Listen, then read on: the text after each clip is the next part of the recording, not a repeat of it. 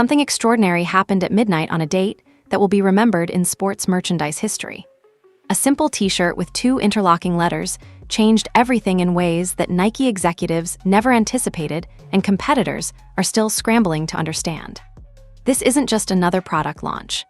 This is the story of how one athlete's signature logo became the most sought-after piece of sports apparel ever created, breaking records that seemed unbreakable just hours before.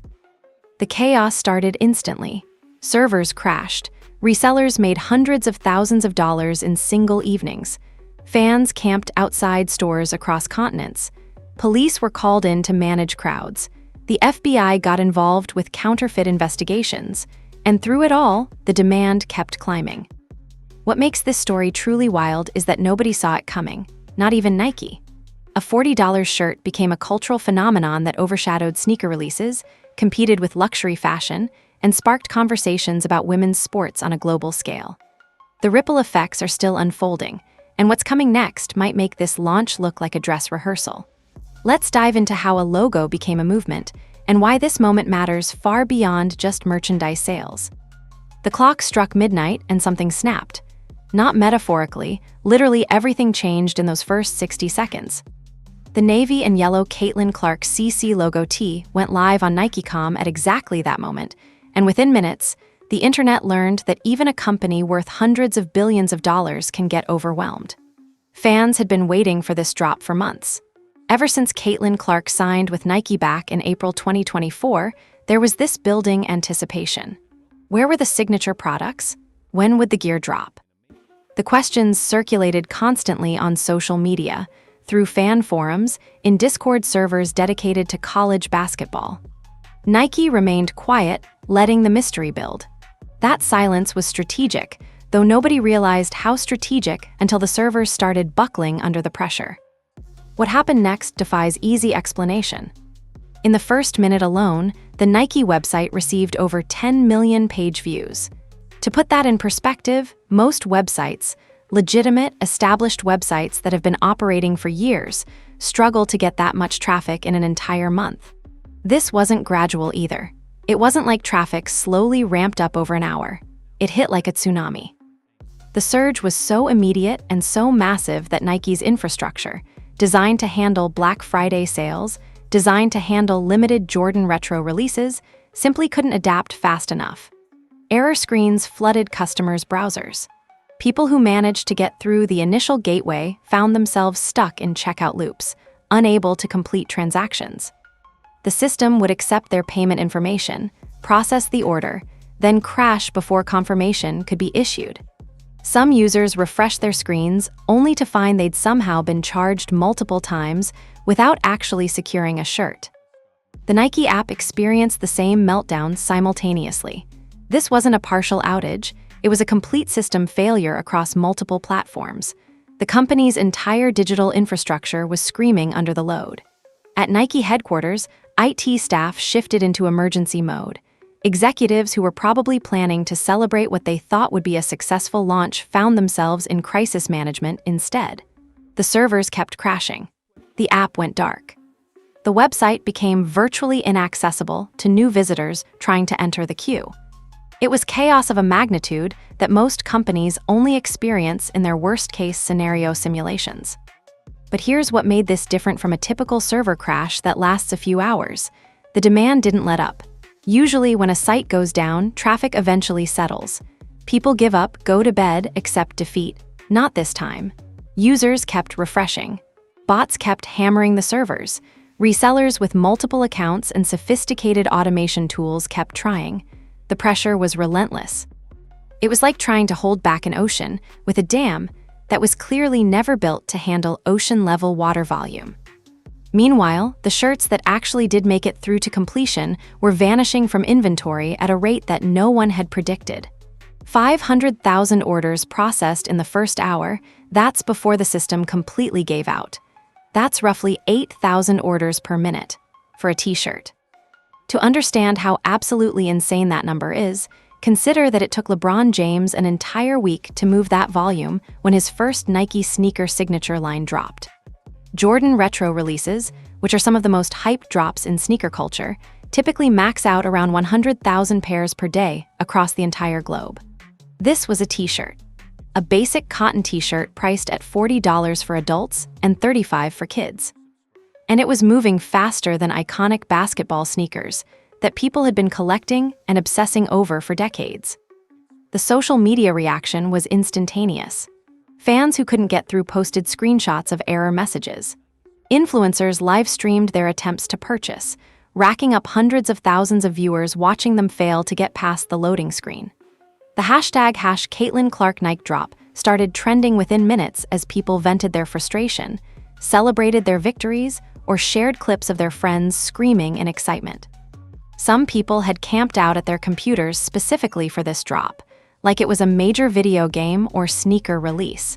Because in the sports merchandise world, this was being treated exactly like that, a major event worth losing sleep over.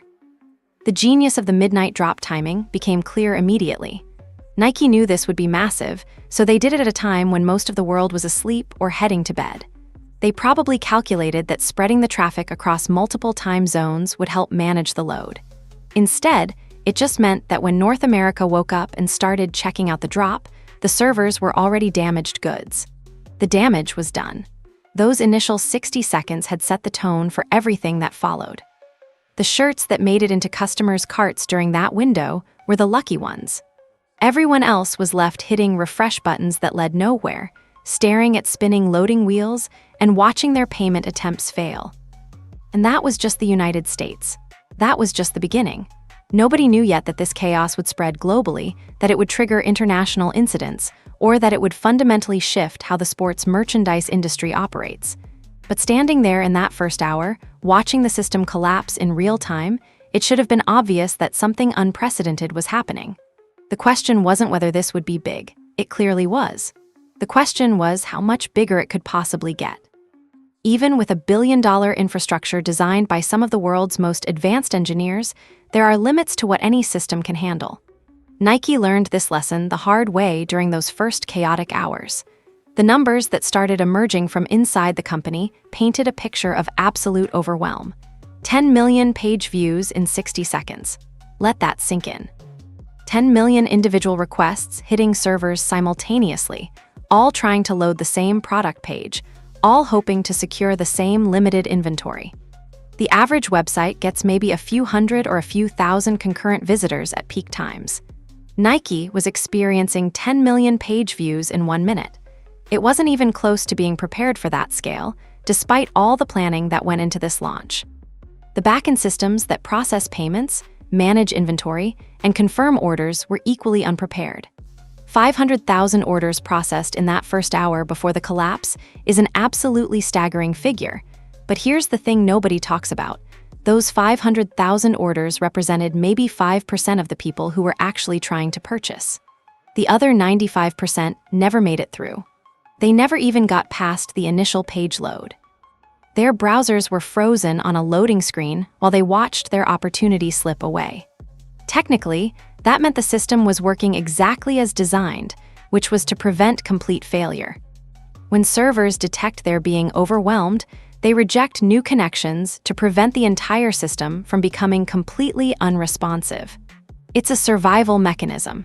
But for customers, it felt like being locked out of something they desperately wanted. The comparison to other major releases reveals just how unprecedented this was. When Michael Jordan's original Air Jordan XI dropped, it was a massive event in sneaker culture. The hype was genuine, the demand was real, and people genuinely couldn't get pairs. But that happened over the course of weeks and months. With Caitlin Clark's shirt, we're talking about Jordan-level scarcity compressed into minutes. When LeBron James launched his signature line with Nike, it was treated as one of the most significant athlete endorsement moments in basketball history. The company promoted it heavily, managed expectations carefully, and still managed to control the release in a way that didn't completely shatter their infrastructure. This shirt did the opposite. It completely blindsided everyone with its demand. What made the system failure even more interesting was the secondary battle happening simultaneously, the war against bots. Resellers had weaponized automation software specifically for this drop.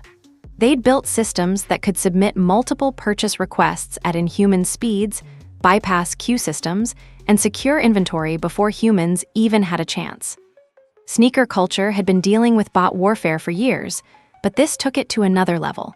These weren't just sophisticated bots. These were bots operating at a scale that was specifically designed to exploit moments like this. Some resellers had dozens of accounts ready to go, each one armed with automated software designed to secure as many shirts as possible. One reseller account, supposedly linked to someone operating under the name Sneaker King 23, was reported to have successfully purchased hundreds of shirts in that initial window. Reports suggest they turned around and resold those same shirts for roughly $50,000 in profit within hours of the drop. The technical arms race between Nike's security systems and the reseller bots was real. Nike had implemented basic protections, limiting purchases to one per customer, trying to verify unique IP addresses using CAPTCHA challenges. But bots are designed specifically to defeat these measures. They rotate IP addresses using proxy services. They solve CAPTCHAs using specialized software. They spoof browser signatures to look like legitimate human users. For every security measure Nike implemented, the bots had a workaround ready. It was digital warfare happening in milliseconds, invisible to most customers, but absolutely crucial in determining who actually got the shirts. The irony is that this bot activity, while infuriating to regular customers, actually validated just how desirable this product was. The fact that resellers thought it was worth deploying serious technical resources to secure hundreds of units proved that they knew something special was happening. They were betting real money and resources that they could flip these shirts for significant profits, and they were right. The secondary market was about to prove just how right they were. But at this moment, in the immediate aftermath of the crash, the focus was on understanding what had gone wrong and what it meant. Nike's engineers were working overtime to restore service, but the company faced a decision. Do they try to reopen the floodgates and risk another complete crash? Do they implement a queue system to stagger traffic? Do they try a phased reopening across different time zones? Every choice carried risks. A queue system would frustrate customers waiting hours for their turn, only to find items sold out. Phased reopening would give some regions advantages over others. Another full reopening could trigger another catastrophic failure. Meanwhile, the world was watching. Technology news sites were covering the outage. Sports journalists were writing about it. Social media was exploding with clips of frustrated customers and speculation about what the numbers actually meant. What nobody anticipated was that this system failure would actually add to the mystique. In the world of limited product releases, scarcity creates desire. A shirt that crashes servers becomes a shirt that everyone wants even more desperately. The story of the outage would spread faster than any marketing campaign Nike could have created. People who weren't even interested in Caitlin Clark would hear about this and become curious. Collectors would see this as a historic moment in merchandise. The failure itself became part of the product's narrative. The real shock came when people started checking secondary markets and discovering what these shirts were actually worth. A $40 retail tee was suddenly commanding prices that seemed completely disconnected from reality. By the next morning, the first screenshots started appearing online. Someone had managed to snag a shirt and immediately listed it on StockX, the authentication platform famous for tracking high-value sneaker sales, for $200. Then $300, then $500. By the end of the first day, listings were appearing at prices that represented a 1,200% markup over retail. That's not an exaggeration. A $40 shirt was being flipped for $500+ within hours of purchase. The resale market had completely separated itself from any reasonable relationship to the original value. StockX, the platform that tracks collectible sneakers, apparel, and limited items, announced something unprecedented. The Caitlin Clark CC logo shirt had generated more transactions in its first 24 hours than any non-sneaker item in the entire history of the platform. Think about that for a second. StockX has been tracking Supreme drops, Travis Scott merchandise, celebrity collaborations, limited edition apparel from some of the biggest brands in the world. None of them moved this fast or at this volume. The only products that came close were actual sneakers. A t-shirt had just entered the same tier as Air Jordan releases in terms of resale activity. The comparison to Travis Scott merchandise is particularly telling because Travis Scott has built an entire empire around hype and scarcity. His drops are legendary in the sneaker and streetwear world. Yet somehow, a basic logo tee was outperforming his gear. The individual reseller stories were almost unbelievable. That person operating under Sneaker King 23 reports suggest they managed to secure somewhere in the range of 1,000 shirts during that initial launch window. If they bought them at $40 each, that's $40,000 in inventory.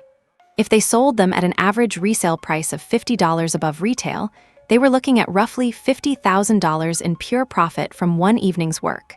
Some resellers claimed they made even more. The resale market data showed that successful bots had managed to pull inventory anywhere from 500 to 2,000 units each. Multiply that by dozens of coordinated bot operators, and you're talking about hundreds of thousands of dollars moving through the secondary market in a single night. This wasn't just people trying to make a few extra bucks. This was organized, sophisticated profit-taking at an industrial scale. What made the resale numbers even more remarkable was the geographic spread. It wasn't just happening in the United States. StockX operates globally, and the international data showed similar patterns.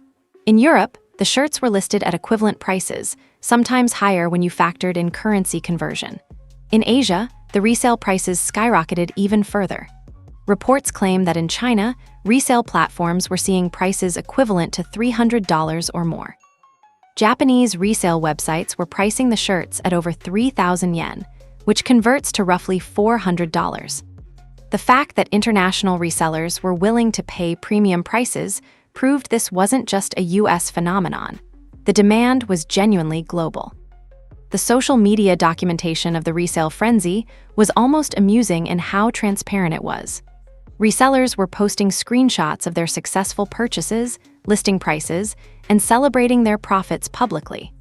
Some were creating content around the resale process itself, showing the gap between what they paid and what they were asking for, essentially bragging about exploiting scarcity. There was a video that went viral of a reseller holding up multiple bags full of the shirts, laughing about how quickly they'd sold out and how much he'd made. The video got millions of views, partly because people were amazed at the profit margins, partly because they were frustrated they hadn't gotten one themselves. It became this weird cultural moment where resellers weren't hiding their activities, they were celebrating them openly. The economics of the resale market revealed something interesting about how people value limited items. Resellers aren't stupid. They price based on what they think people will actually pay, not based on arbitrary markups. The fact that they could ask $500 and actually get that price meant people were willing to pay it. That willingness wasn't driven by the shirt's quality or its practical value as clothing. It was pure scarcity economics combined with the cultural moment and the connection to Caitlin Clark. Collectors understood they were buying a piece of sports history, not a functional t-shirt. The shirt was a symbol, a status item, proof that you'd been part of something significant. The StockX data also showed something about purchase patterns. Early sales on the resale market were predominantly to international buyers. Americans were selling to Europe, who were selling to Asia, who were shipping back to the US at marked-up prices. It was this fascinating global arbitrage happening in real time. Someone in Los Angeles could sell a shirt they purchased for $40 to someone in Tokyo for $300, and that Tokyo buyer could flip it again to a London collector, and it would continue cycling through markets, each time picking up additional markup. The global nature of the demand meant that every market was feeding every other market, driving prices up across the board. What's crucial to understand is that these resale numbers, while staggering, also reveal the actual ceiling of demand. If the shirts had been unlimited, the secondary market would collapse. Resale prices only stay high when supply is genuinely scarce. The fact that people were paying these premiums proved that Nike's limited inventory, and the crash had created exactly the kind of scarcity that fuels collector markets. It wasn't artificial or manipulated. It was real supply and demand economics playing out in real time.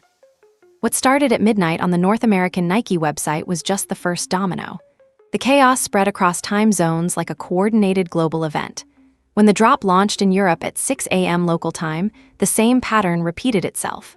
Nike's European servers, which should have been completely separate infrastructure from the US systems, crashed in identical fashion.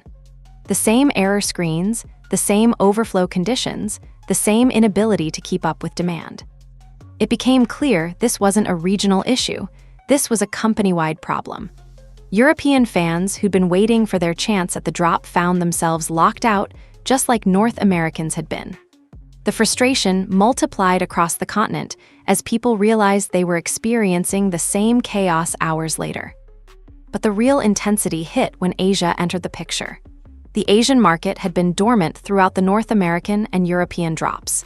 Caitlin Clark has a genuinely significant fan base in Asia, particularly in countries like Japan, South Korea, and China.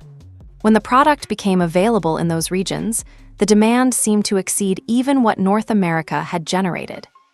Reports suggest that in Japan alone, fans camped outside physical Nike stores overnight, waiting for doors to open so they could have a shot at the limited in-store inventory.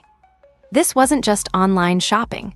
People were treating it like a major release event, showing up in person with the assumption that physical retail might be their only chance.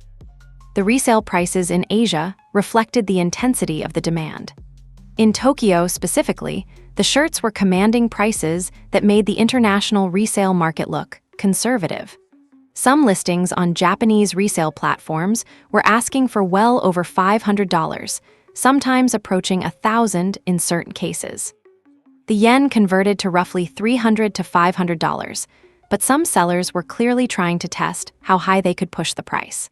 The fact that these listings were getting views and inquiries suggested that there were genuinely wealthy collectors in Asia willing to pay those premiums for this piece of sports merchandise. It wasn't desperation or FOMO. It was collectors with serious disposable income deciding this was worth the investment. South Korea experienced similar phenomena, but with an added twist. The demand was so intense at physical retail locations that local police reportedly had to be called in to manage the crowds. There were reports of people waiting in lines that wrapped around entire city blocks. Shop managers had to implement lottery systems just to maintain order. The idea that a t-shirt would generate enough foot traffic to require police crowd control illustrates just how far this had transcended normal merchandise launch protocols. This was treating a shirt like it was a major concert or sporting event release. China presented its own unique situation. The secondary market there was absolutely explosive. Chinese resale platforms, which operate on different infrastructure than international markets like StockX, were seeing similar dynamics but with their own pricing structures. Resellers who had managed to secure inventory were converting their purchases to Chinese yuan and listing them at prices that reflected the value in that market. The demand in China was so substantial that it was actually driving supply shortages across other regions.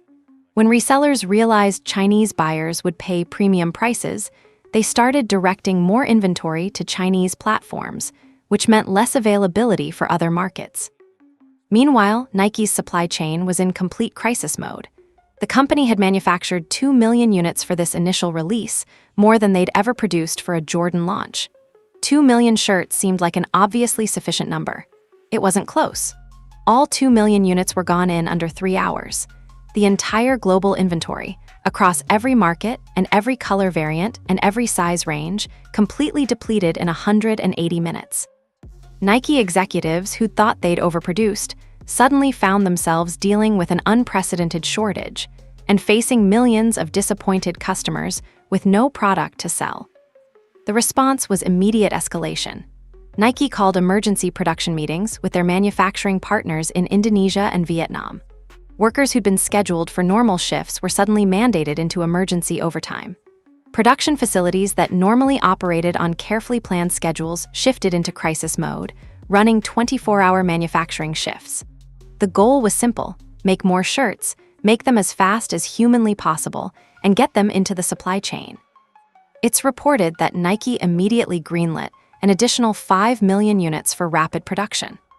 5 million more shirts, on top of the 2 million that had already sold through instantly. The logistics nightmare was staggering.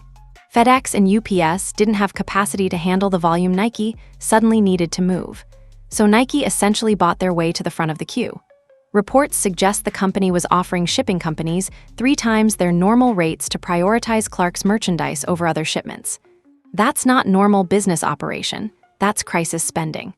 FedEx trucks were literally filled to capacity with nothing but Caitlin Clark logo shirts. Entire cargo planes were chartered specifically to move this merchandise. The supply chain had become completely reorganized around getting these shirts to market as fast as possible. At Nike headquarters, emergency meetings were happening around the clock. The CEO was reportedly woken up in the middle of the night to receive updates on the situation. That's not hyperbole. That's the kind of issue that warrants C-level executive involvement. This wasn't just a successful product launch anymore. This was a company-wide crisis with implications for quarterly earnings, investor relations, and the company's reputation. The marketing team was trying to capitalize on the momentum while simultaneously managing customer service complaints from millions of people who couldn't purchase. Customer service wait times allegedly hit 5 hours as frustrated customers tried to get information about restocks and future releases. The business world was watching this unfold and saw something remarkable. The financial implications became impossible to ignore when pre-market trading opened the next day. Nike's stock price jumped 8% before regular trading even began. 8%. That's a massive single-day move for a company worth $150 billion. To put that in perspective, that 8% surge represented roughly $12 billion in increased market capitalization from a single product launch. Investors and analysts weren't reacting to quarterly earnings reports or long-term strategy shifts. They were reacting to a t-shirt launch. Wall Street was essentially saying that this merchandise moment had proven something important about Nike's future revenue potential. The analyst commentary that followed was equally bullish. Major investment firms and financial analysts started issuing revised statements about Nike's earnings potential, specifically crediting this product launch with changing their outlook. Some analysts upgraded their forecasts for Nike's quarterly performance based entirely on this merchandise release. That's extraordinary. Typically, merchandise is seen as supplementary revenue compared to core product lines like footwear. But in this case, a single apparel item had moved analyst sentiment enough to impact how they valued the entire company. The message was clear. Nike had discovered something massive, and it wasn't going away. The cultural impact was perhaps even more significant than the financial metrics. For the first time in measured history, women's sports merchandise outsold men's merchandise in significant volumes. That's not a metaphor or a dramatic exaggeration. The data showed that Caitlin Clark's logo shirt, in a single week, had generated more sales volume than many established men's sports product lines combined. Limited edition Jordan Retros, which are arguably the most coveted sneakers in the world, were suddenly less sought after than a basic logo tee. The cultural hierarchy of sports merchandise had shifted. Fashion publications that typically covered luxury brands and high-end collaborations suddenly started treating the Clark logo like a fashion statement. Vogue published think pieces about it. GQ analyzed it. Hypebeast, which focuses on sneaker culture and streetwear, featured it as one of the most significant releases of the year. The shirt had transcended merchandise and become a cultural artifact. Social media was overwhelmed with content around this. The hashtag Caitlin Clark Nike was trending globally, not just in the sports world or in the US, but genuinely worldwide. People were posting photos of themselves wearing the shirt, assuming they'd managed to get one. Celebrities were lamenting their inability to purchase one before they sold out. Drake's team was reportedly paying resellers premium prices just to secure units for him. Influencers were asking for literally thousands of dollars to promote the shirt in their content, treating it like they were advertising luxury designer goods.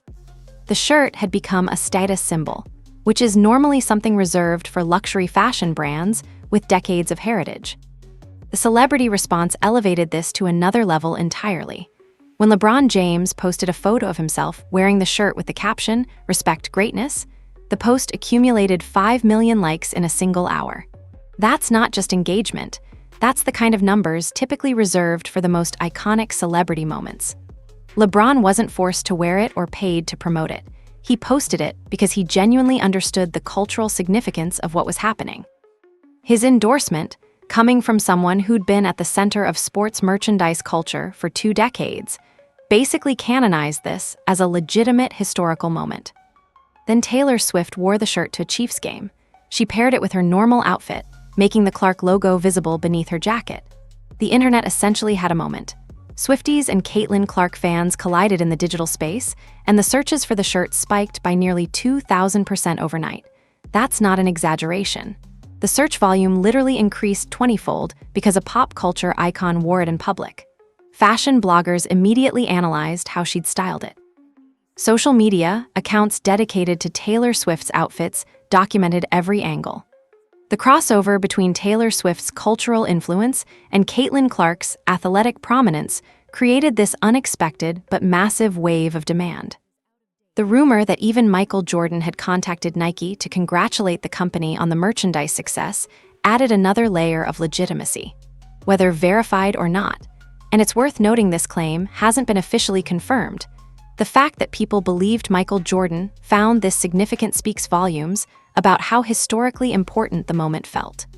Jordan was acknowledging that someone else had created a merchandise moment that rivaled his own achievements. That's not something that happens often. The cultural shift extended far beyond celebrity acknowledgement. Conversations about women's sports completely transformed. Media outlets that rarely covered WNBA games suddenly wanted to discuss Caitlin Clark's influence. Sports economists started analyzing what this meant for women's athletics long-term. University athletic departments were analyzing whether other female athletes could generate similar merchandise interest.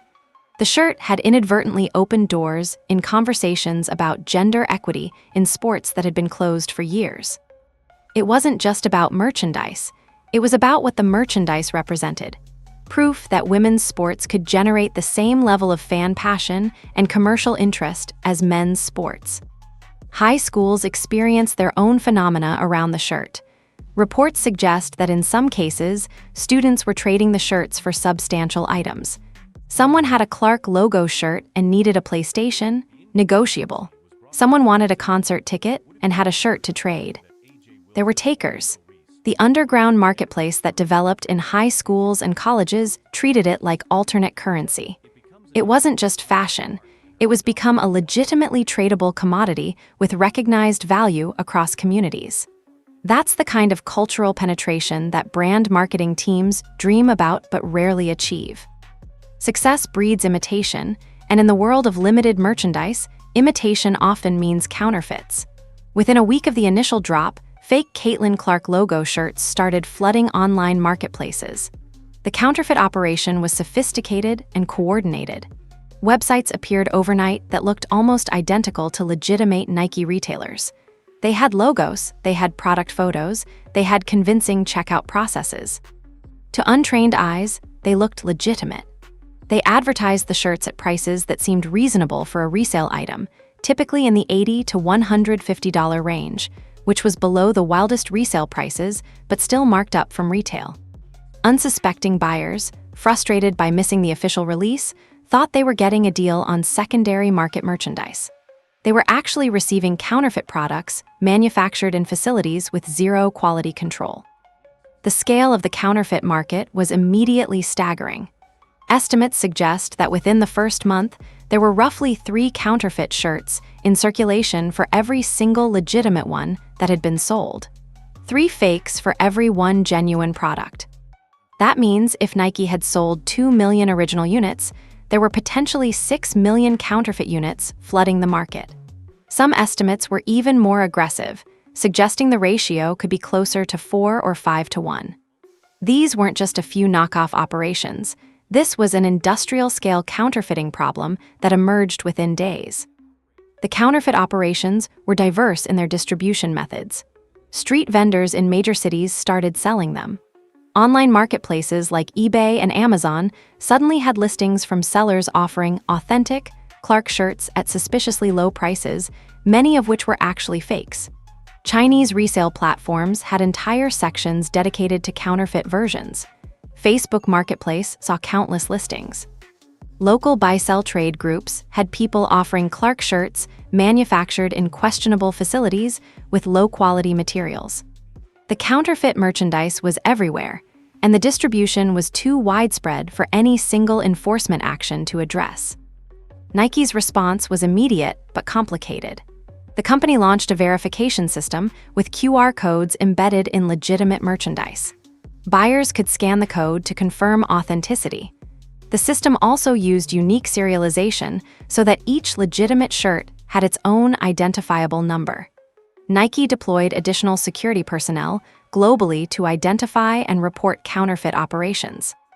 Supply chain teams were monitoring factories, shipments, and distribution channels looking for signs of unauthorized manufacturing. It was corporate security and fraud prevention at an industrial scale, all because demand for a t-shirt had created a black market that made counterfeiting financially viable. The international scope of the counterfeit problem required actual government intervention. Customs agencies in multiple countries started intercepting shipments of counterfeit merchandise before they reached consumers. Reports indicate that U.S. Customs and Border Protection, the agency responsible for stopping illegal goods at the border, actually became involved in stopping counterfeit Clark merchandise shipments. Entire cargo containers of fake shirts were seized at ports. Crates arriving from manufacturing hubs in Southeast Asia were identified as counterfeit and detained. The FBI's Counterfeit Division, which normally focuses on currency and extremely high-value forgeries, actually had to allocate resources toward this issue because the scale was so significant. The economic implications of the counterfeit problem were staggering. A billion-dollar illicit market for fake merchandise had emerged in a matter of weeks. Think about that. The legitimate merchandise generated somewhere in the range of 500 million to potentially over $1 billion in sales. The counterfeit market was potentially generating similar volumes. From Nike's perspective, every fake shirt sold represented lost legitimate sales and potential brand damage if consumers received substandard products and blamed Nike. From consumers' perspective, it meant a genuine risk of purchasing fake merchandise without realizing it, potentially paying resale prices for counterfeit goods. Authentication became a major challenge for resellers themselves. If you were trying to sell an authentic Clark shirt on the secondary market, you now had to prove to potential buyers that it was genuine. The QR code verification system helped, but it wasn't foolproof. Some counterfeiters tried to recreate the QR codes. Others sold merchandise without claiming specific authenticity, letting buyers assume what they were getting. The secondary market fragmented as people realized that not all Clark shirts being sold were legitimate. Prices on platforms like StockX began reflecting some authentication uncertainty, with potentially questionable merchandise trading at lower prices than verified authentic items. The human impact of the counterfeit crisis was real. People who'd managed to actually purchase legitimate merchandise during the original drop suddenly found themselves in possession of something with significant value. But they also became potential targets for theft or fraud. There were reports of people being robbed for their authentic Clark shirts, similar to how people have been robbed for limited sneakers in the past. The merchandise had become valuable enough to be a crime target. That's a weird position for a t-shirt to be in, expensive enough that criminals saw it as worth stealing, valuable enough that people had legitimate concerns about protecting it. The conversation around the counterfeit problem also highlighted something important about labor practices. Many of the counterfeit shirts were being manufactured in facilities with questionable working conditions. The black market manufacturing couldn't be properly regulated or audited. Workers in these illegal operations had no labor protections. Child labor was potentially involved in some operations.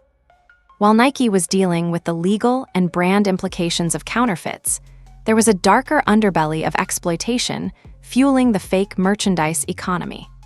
The demand for affordable fake shirts was inadvertently supporting genuinely harmful labor conditions, even if most consumers buying them weren't aware of that connection. The moment those numbers started circulating, other WNBA players suddenly had to confront an uncomfortable reality. A t-shirt had just outsold their entire product lines.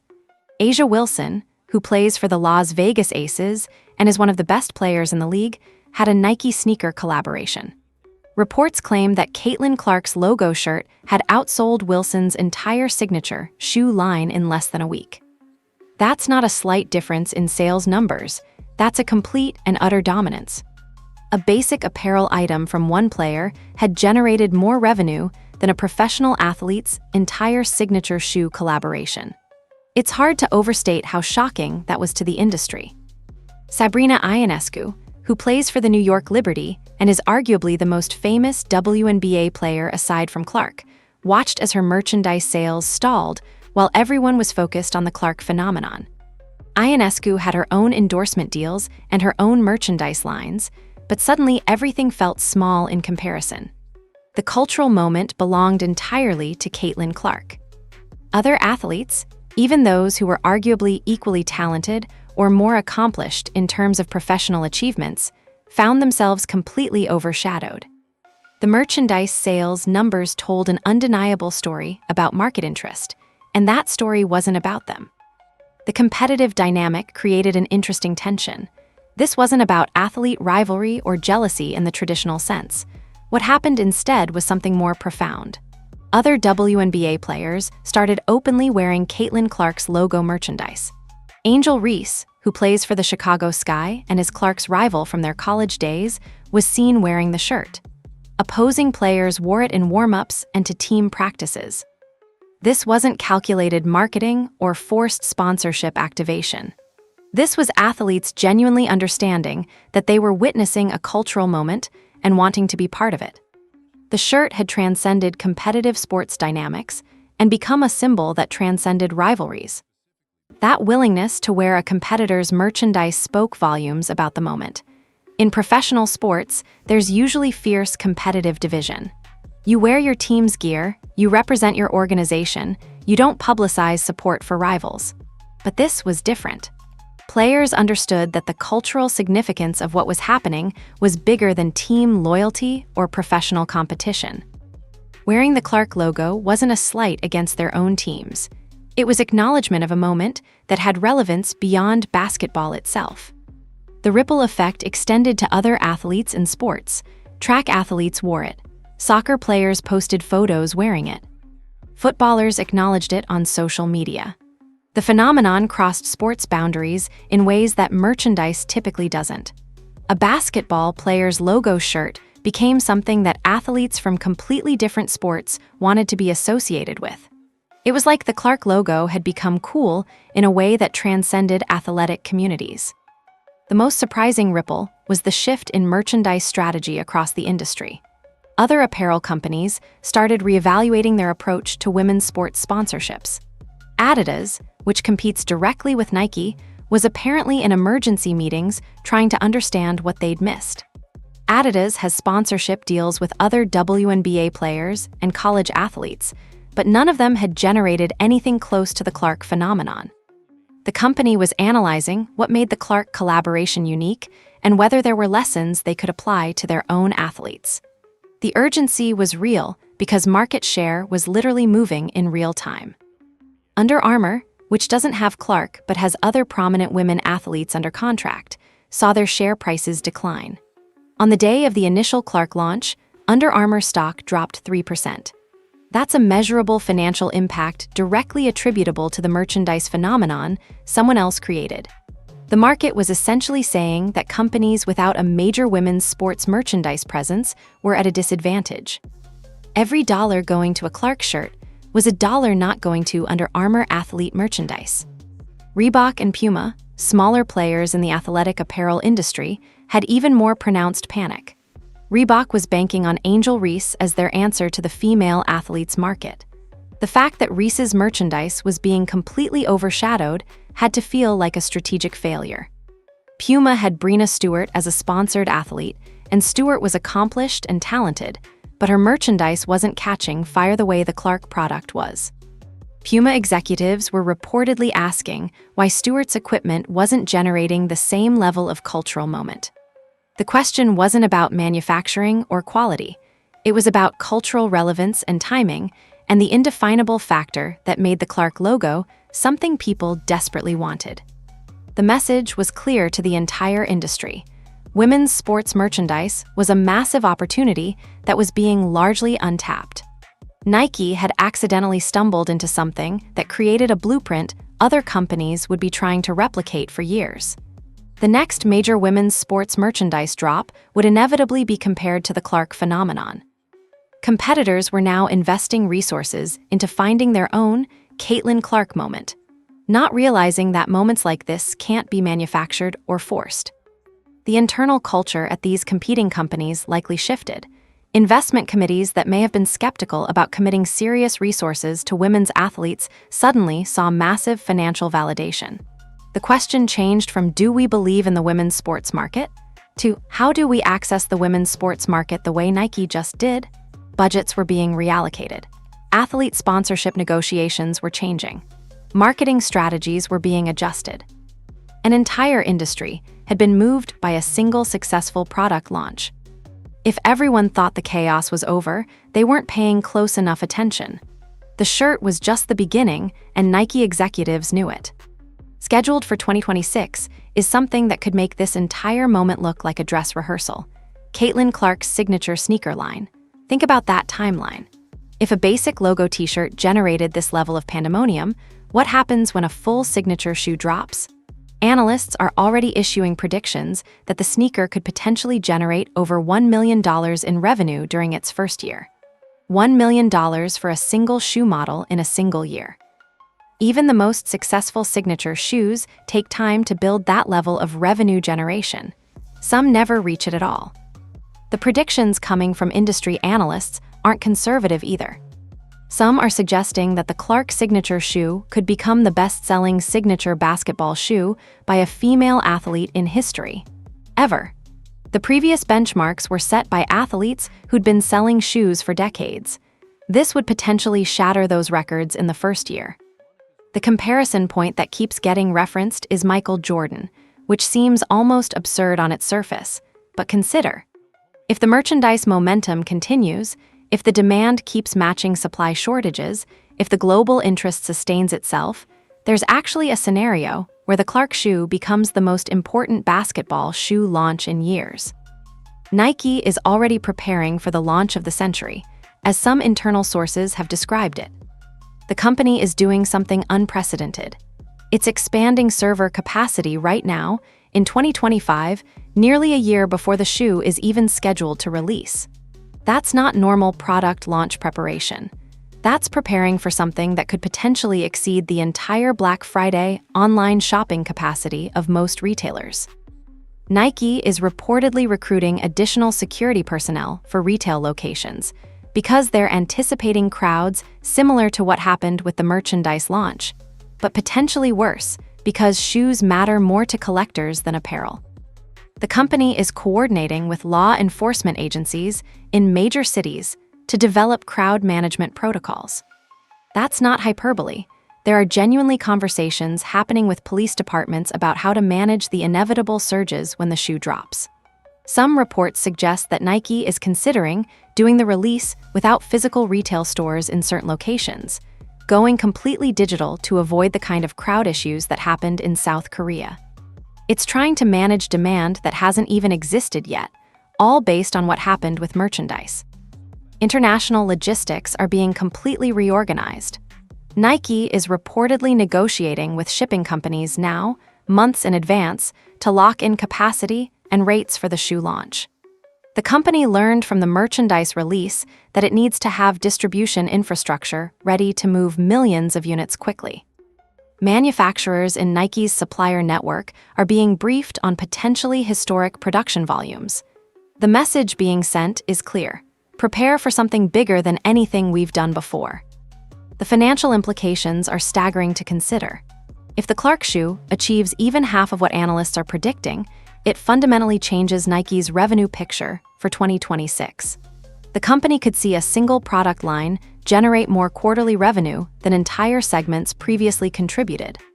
Wall Street is already pricing in the expectation of major revenue from this shoe, which means if it underperforms the hype, it could actually hurt Nike's stock price.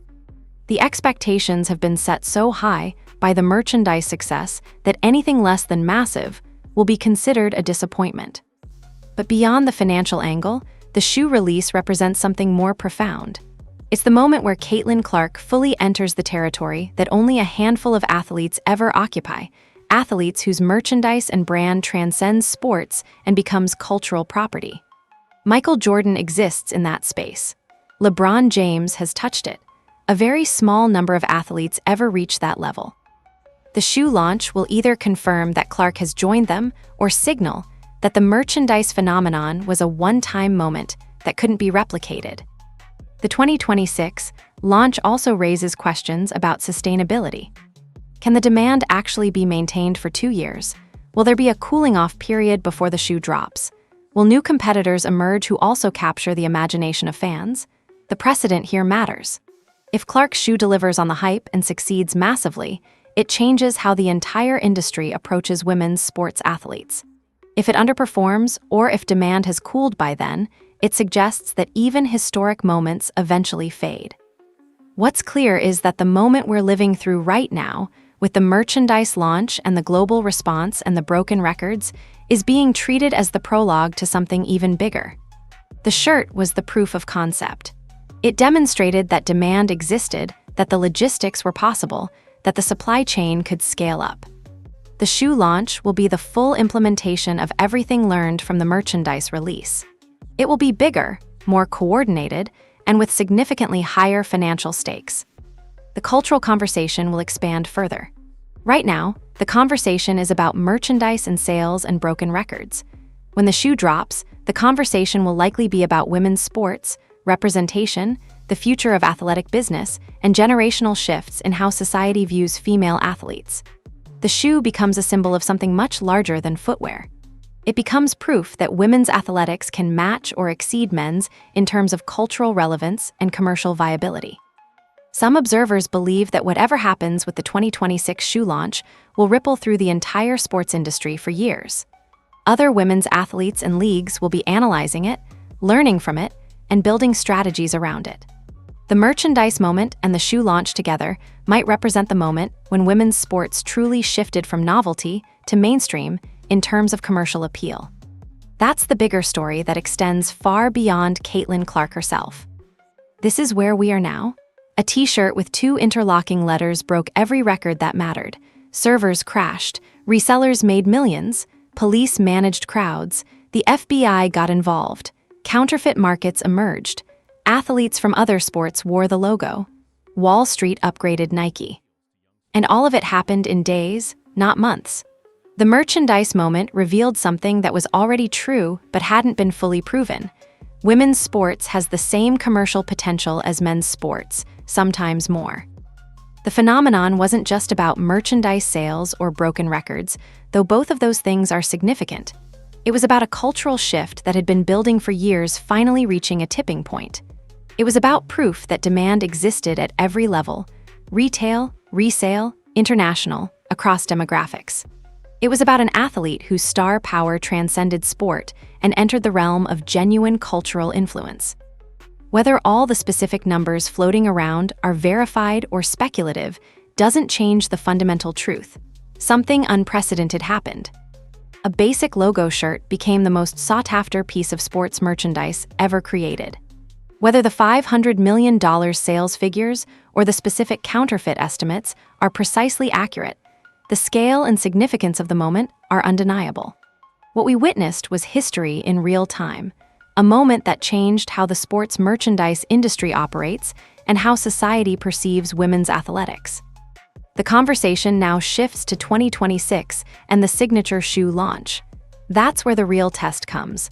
That's where we'll understand whether this was a one-time phenomenon or the beginning of a sustained shift in sports culture. Until then, everyone is waiting, watching, and preparing for what comes next.